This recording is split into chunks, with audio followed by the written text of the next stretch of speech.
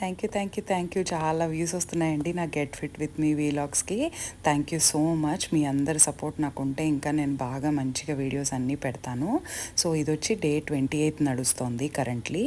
So morning routine finish చేశాక ఇలా warm up exercises చేసుకుని అప్పుడు ఇంకా వాక్కి వెళ్ళే ముందర కొంచెం బాదం వాల్నట్ తినేసి అప్పుడు ఇంకా వాక్కి వెళ్ళాను.